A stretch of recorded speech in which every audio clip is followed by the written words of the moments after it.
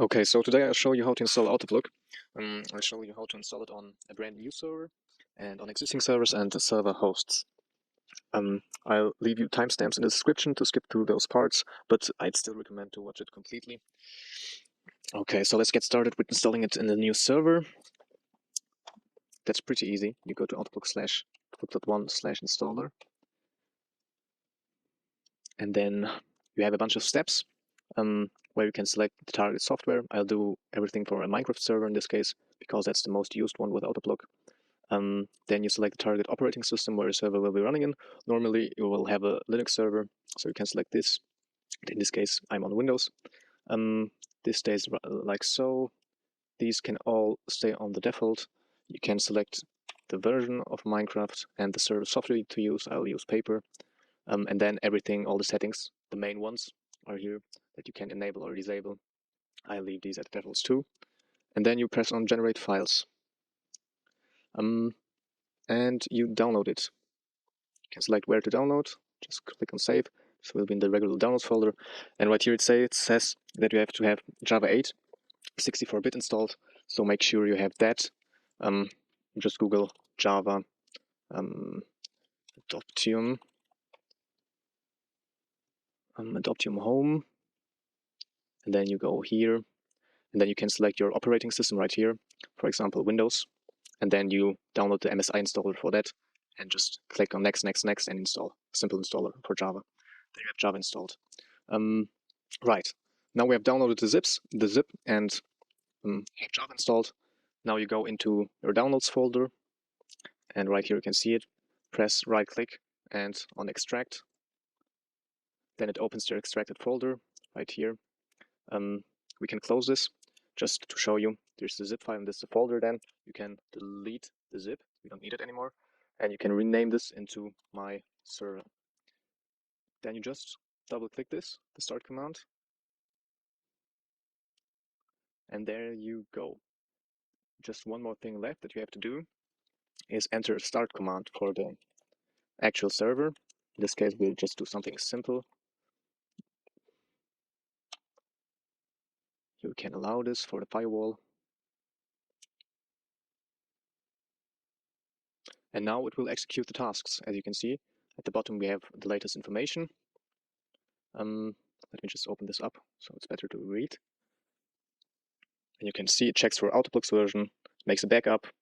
It downloads the actual paper server jar, and it also updates Java. It creates a separate Java installation so that it's always compatible with the latest. And it also checks for plugins and mods updates and would install them if there were any, but you can see the directory doesn't exist. Okay, it's finished. Here it will show you some warnings. Don't worry about those. That's not a warning. Isn't critical usually. Only if you get an error, there you get a problem. Now it's also starting the server and asking me for that, the firewall for that. So we'll allow that through the firewall. As you can see here, the server is started. After it finishes the tasks, it starts the server. Now we can look back into our directory and you can see all the server files right here, a bunch of new files.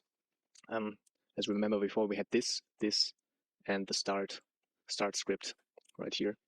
Now we have a bunch of more files for the server. And yeah, that's how you would do it to create a brand new server. Now we can stop this with .stop both. And now we would simulate how to do it in an existing server. For example, this one is now our existing server. Let me just delete these files. And yeah, you do the same steps as before. Download the zip file and extract. Go to downloads. You can also just directly open the zip file in a new window and drag and drop those into here. And then it will detect the server jar automatically. But one thing you have to do is go into AutoPlug and open the general config. And here you have the start command. AutoPlug will fill this in automatically usually, but on an existing server it's better to copy your old start command into here and change a few things. For example, your old start command will be something like java -xms, say 4000 megabytes to xmx.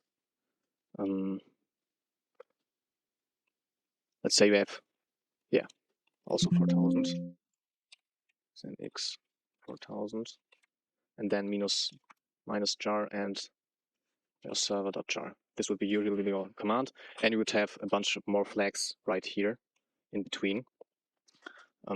Let's just imagine that there also exist. But the relevant part is this.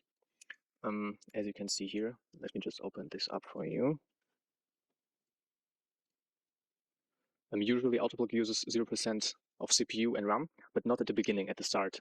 It takes a while until Java recognizes that it's inactive to lower the RAM usage of AutoPlug. So if you are setting these flags and using the complete RAM of your server, there won't be enough RAM available to run AutoPlug in the first place, and then start your server because there isn't enough RAM available. So what you have to do here is change your XMS, your minimum RAM that your server reserves, because that's the reserved RAM that's then completely used, to like 500 megabytes less. So there's a bit of space left for AutoPlug to start at the beginning, and then after like half an hour, the RAM usage of AutoPlug will go down, and if your server needs that extra space, it will still go up to 4000 megabytes. Yes, so that's pretty important. Then you just press on save and exit this file. And then you can execute the start command without problems. Now it will execute all the tasks again.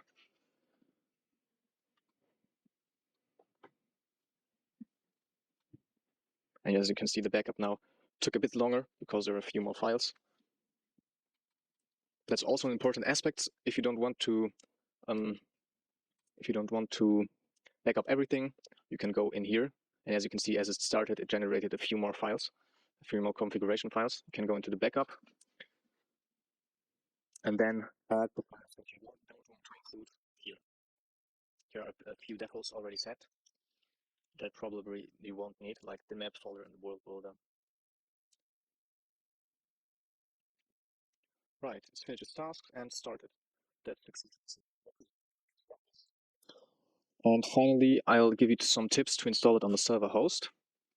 Your files on the server host will probably also look something similar to this, and you would do the same steps that I did right now for installing an existing server. But the way you do this is a bit different because there are different places depending on the host where you change the information. For example, you will have to change your start command on probably a server panel if your host allows even to change the start command. And there you will have to change the start command to start the AutoPlug client jar instead of the server jar. Or your host has an alternative option where you can change the server jar.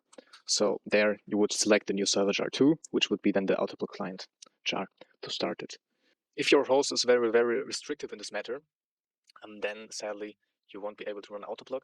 You can try to run it as a command line tool or background service. In both cases, you would need to have access to a regular console or terminal where you can interact with the system directly. But if it's really that restrictive already and doesn't let you change the server jar, it probably also won't let you use a terminal. But yeah, you can still try it out. And that should be it.